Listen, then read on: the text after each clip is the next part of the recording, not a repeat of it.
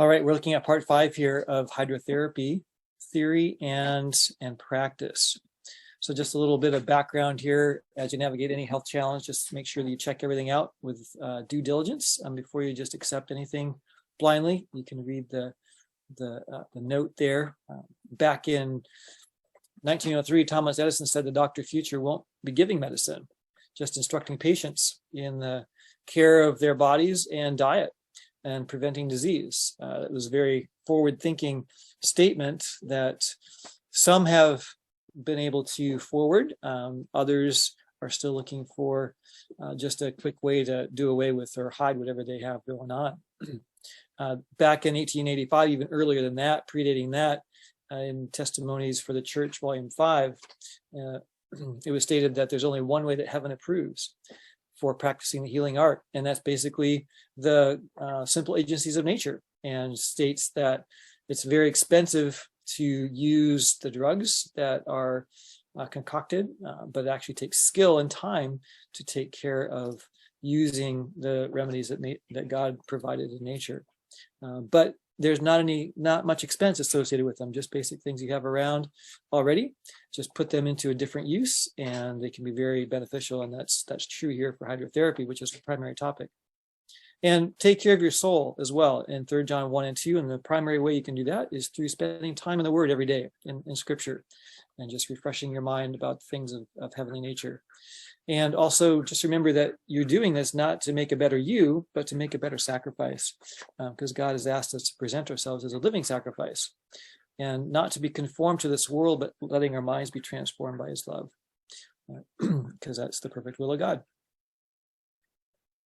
So hydrotherapy, just a reminder, hydrotherapy is, of course, water treatments.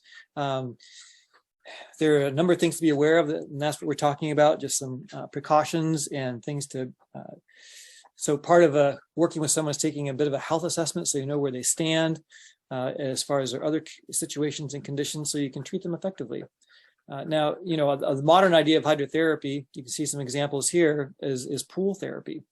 My wife used to do a lot of pool therapy in her early days as a physical therapist, but hydrotherapy is pretty much confined to the pool in that setting and not using some of the other modalities that we'll be talking about later on. They even do animal hydrotherapy, usually for high-end racehorses and things like that, because it's fairly expensive to provide a pool for them. Or it can be like a group time, as you can see in the lower picture. So that's the modern idea of hydrotherapy. The predecessor to that, traditional hydrotherapy, is a lot more than that. So you see a hot foot bath, and this one is done correctly on the left side there. I don't know if they need the headgear necessarily, but if that can help keep them cool, you can see that she's giving him some water to drink.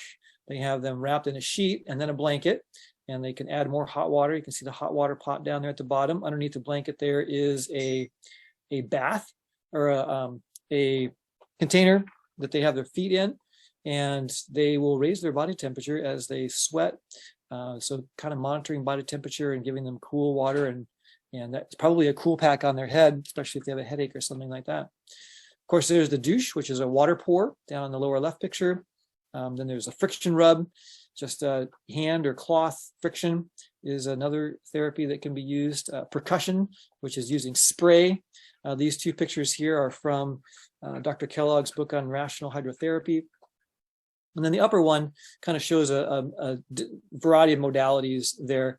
And you can see that you may not actually use them all in sequence like this, but they have warm feet. So sometimes you'll need to keep the person's feet warm just so they don't have a cold sensation. Just keeping their feet warm can give a general sensation of warmth.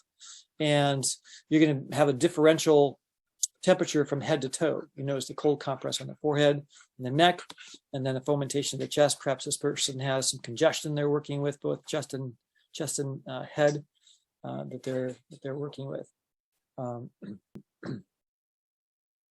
So some additional areas of precautions that one should pay attention to. So the application of cold. So cold typically is used as a tonic or for recovery from a strain or an injury, muscle injury. A tonic is just a general tending towards health. but applying cold in someone who's extremely feeble, most of them are actually quite in need of hydrotherapy and can benefit from it, but they're also the least tolerant of hydrotherapy, especially the cold therapy, just because they can be easily chilled, and that draws extra energy reserves from their resources. So as you begin using hydrotherapy on someone who is feeble, begin gently. So some of the things that you can do are a cold, wet hand rub. You can do this all over the body, but we'll talk about some caveats at the bottom here. A salt glow, which you're basically taking salt in your hand and rubbing it around.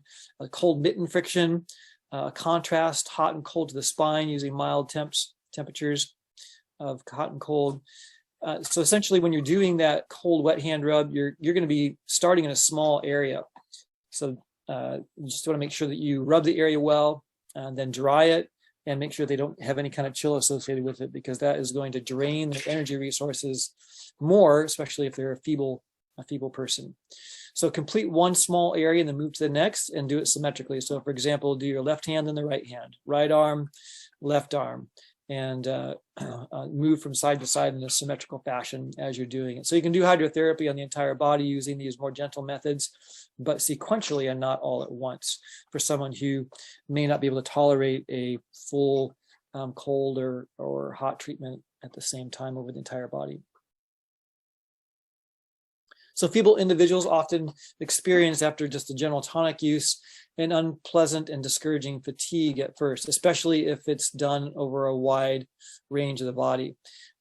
So you don't want to overdo it. One of the early pioneers in hydrotherapy was called in to take care of an old, aged, feeble pope. And he went in to take care of him and gave him a cold bath right away. And he overdid it too quick, and he was sent packing. And I don't know how long that individual survived beyond that, his patient, but it was kind of an early failure based on the fact that he had gone a little bit too much too quick. So you want to take care not to overdo the cold and fatigue or exhaust the person who's being treated, because basically that can reduce the willingness to continue the therapy. So preparing for using cold in feeble individuals, you want to make sure the feet are warm, or have the feet in a warm water bath like the picture shows here. It's kind of a repeat of the previous picture. Warm feet can give the sensation of warmth through the entire body, even though you're doing a cold treatment in another localized location. So begin with the mild cold, so you're not using ice water or anything like that. You can begin with a hot shower for 1 to 3 minutes, increasing the temperature gradually to get them nice and toasty before applying the heat treatment. So essentially, you're starting off drawing the blood to the surface through vasodilation, and then once you have done that and you apply cold, it's going to quickly drive it away. So remember that hydrotherapy primarily is working by moving blood, increasing circulation, pumping it with changes in temperature versus the heart, because some of those areas may be congested, i.e. very slow moving blood, because the heart isn't able to maybe get into those areas for a variety of reasons, clotting, atherosclerosis, other types of things that can cause restriction in the capillaries at the surface of the skin and the extremities. But warming them up initially, vasodilating, give them a sensation of warmth to start with. Then you can apply the cold treatment. If you keep their feet warm, they can continue to maintain that overall kind of sense of general warmth, even though they're having cold applied. So turn off the warm water and then apply the cold. You want to do a short duration for the cold, like 30 seconds or so. So don't overdo it. And then complete the treatment, whether it's a rotation, a contrast, or just a single treatment, by drying them and then resting them in a warm, draft-free area. So those are important. You don't want it too warm, just needs to be comfortably warm, not cold, and not having air moving around that could cause a draft. So a douche, in hydrotherapy, that's referred to as a shower or spray or a pouring of water. The modern term is often a bulb wash or into an interior space like an enema or other type of interior space wash. So the term douche is differently used in common vernacular today than it was back in the early part of the century, last century. So it can be applied to the chest or the back or the body just in general. So it can be pressure or a spray pattern. You can see this individual here having water sprayed to their back. It's a hydrotherapy douche. The temperature can vary and the pressure can vary. You can have effect on the respiratory nerves, and that can cause a temporary cough or distress if it's on the chest.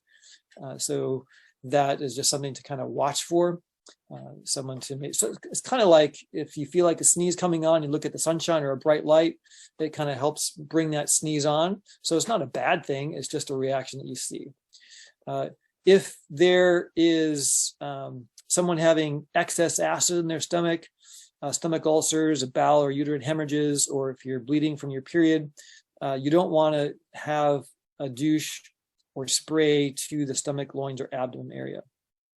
Basically, it increases circulation and could increase the blood flow, and that is not necessarily beneficial.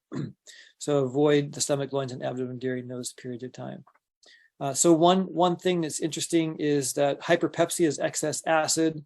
So some people might prescribe a proton pump inhibitor for that because protons are produced when they make acid. However, they found recently in recent research that the proton pump inhibitors also inhibit your body's ability to clear toxins from it effectively. And so one way to mitigate the use of a proton pump inhibitor is just to use apple cider vinegar. Some people have suggested using that with honey or something other kind of sweetener to kind of take away the bite of it, but it provides the same benefit, and numerous people have weaned off proton pump inhibitors by using the apple cider vinegar instead. And that maintains their body's ability to clean up the garbage in their cellular structures, and that's referred to technically as autophagy. So take care not to counteract any treatment that you've done. So you can do that by not completing appropriately or using a treatment too soon, not finishing in the right way. So a tonic application, tonic is just something that generally tends towards health, so generally health enhancing. So for example, a quick cold rub. So you want to avoid using that if you're wanting a sedative effect because it tends to stimulate. So if you're trying to have someone relax, you're not going to want to do a cold quick rub. The tonic effect may be accidental, so watch for it. The stimulating effect. Pure cold air or feet on a cold floor after a hydrotherapy session can completely destroy the sedative effect of the bath completely. So make sure you get out and put on socks, or you're on a warm floor, or walk through carpet, not through a drafty room with a breeze blowing through it, so that you don't get chilled on your way to where you're going to warm. So that's important at the finish of a treatment. So in sedative applications of hydrotherapy, so it's promoting sleep, you want to avoid promoting sleep when using a tonic hydrotherapy. So too long of a hot bath prior to your cold application. So a hot bath feels so good, but if you're doing hydrotherapy, you don't want to overdo it. So just several minutes until you have the body thoroughly warm, vasodilated, and then go on with your therapy. Don't linger there. Or too short of a cold application. So if you take it off too quick, you're not going to get the movement of the blood away from the surface rapidly or adequately enough in between. Also, if you have too warm of a recovery area, that can be a problem if you're trying to have a tonic application, and that can actually lose that effect if it's too warm. So a warm area, but not too hot. When you're doing something that's fever reducing, antipyretic, make sure that the cold applications are used in such a way that they won't stimulate heat production in the body. So you're going to be using a longer cold application. So typically we talk about the tonic effects of a hot and cold shower, contrast shower, hot, cold, hot, cold, hot, cold. And basically that has a warming effect on the body. The body's response or reaction to it is an increase in temperature. You don't want to apply cold in such a way that what you're doing is increasing the temperature. So short, cold, or cool treatments, 30 seconds or so, those are going to promote your body's thermal generation capacity. And if you have a fever already, that's going to be counterproductive. A cool sponging can actually increase the heat production. So while it feels good, it may actually increase the fever.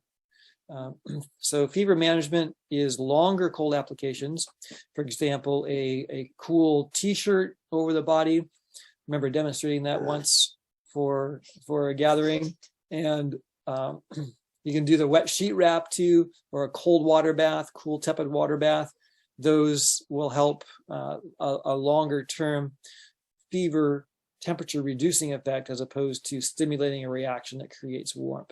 So just be careful with your attempts to lower the fever that you're not actually stimulating further heat generation. So just some things to be aware of.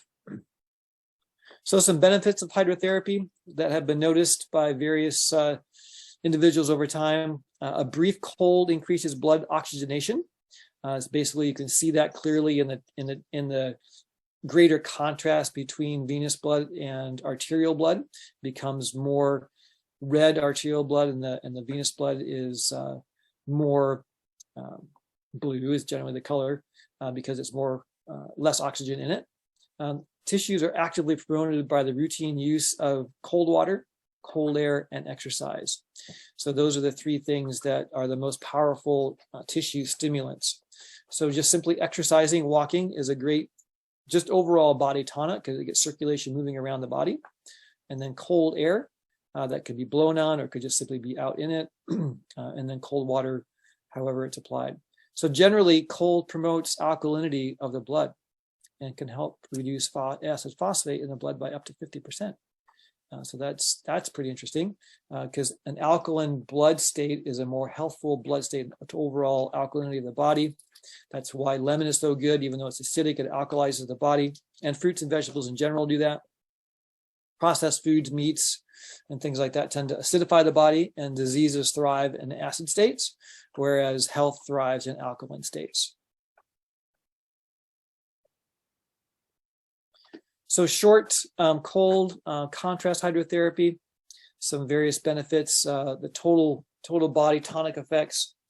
So sprays, friction, hot and cold contrast. So that'd be like a contrast shower, or even if your hand had an abscess in it, you could go in hot, cold, hot, cold, hot, cold, always finish on cold.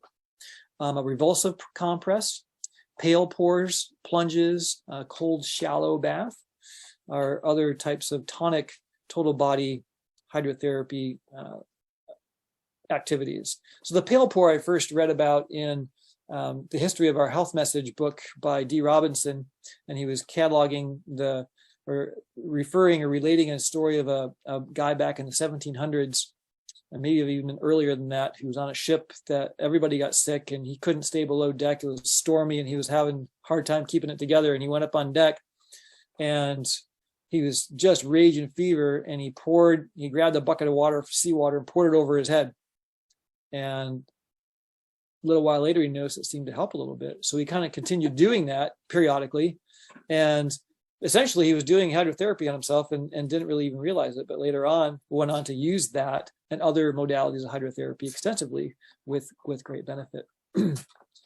So local applications of contrast, cold and hot, have a stimulating effect. So and stimulating means a reaction of increased circulation. So contrast baths, hot and cold revulsive compresses, a localized tonic friction rub. Those are good for local applications like an elbow, like a hand, like an arm. The tonic effects of reflex applications. So again, this is looking at something we looked at a few weeks back, where actually an effect follows a nerve pathway in one place and affects in a slightly different place.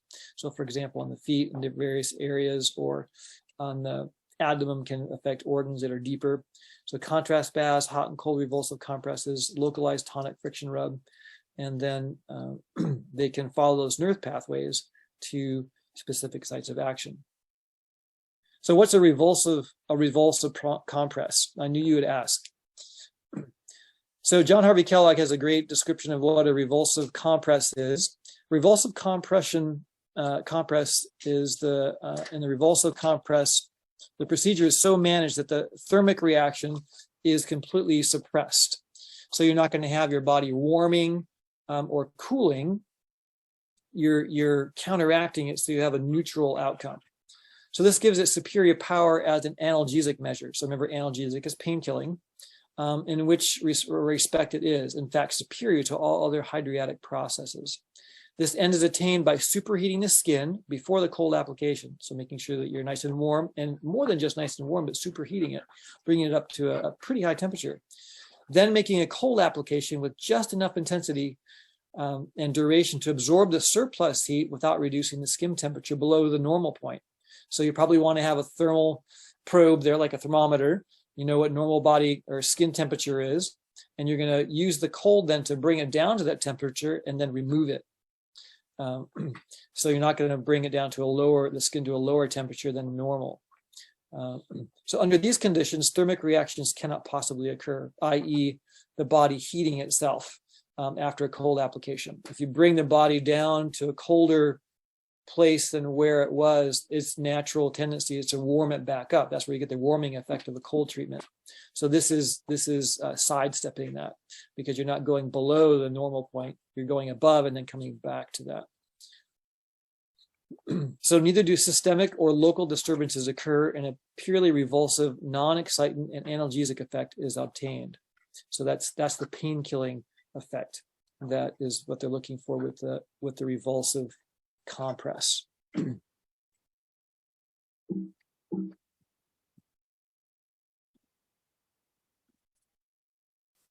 So you don't have to do a nice tea plunge into a cold icy lake or do a bucket of water over your head, although you could. But there are many different ways of applying that, even in conditions that are not optimal, or in a place of coach therapy, can be a home setting or outdoors, in a classic setting, a natural setting.